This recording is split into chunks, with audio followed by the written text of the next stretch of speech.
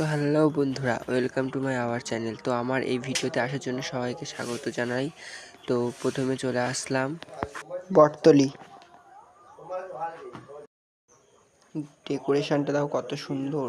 তো এখানে ভাগবত পাঠ হচ্ছিল, দেখো কত সুন্দর দেখাচ্ছে।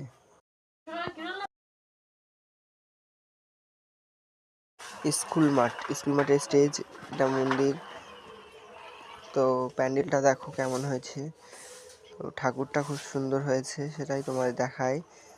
এই যে পিছনে সেই কথাই শুনেছিলেন রামায়ণে যে অসুর ও দেবতাদের মধ্যে যে লড়াইটা বেঁধেছিল সেটাই। তো তারপরে চলে আসলাম বেলতলি বাজারের ঠাকুরের প্যান্ডেল। তো এই প্যান্ডেলটি হলো 53 বছরতম বার্ষিকী। খুব সুন্দর হয়েছে। পঞ্চদুর্গা দেখো কেমন দেখাচ্ছে। তো এখানে ঠাকুরটাও খুব সুন্দর হয়েছে।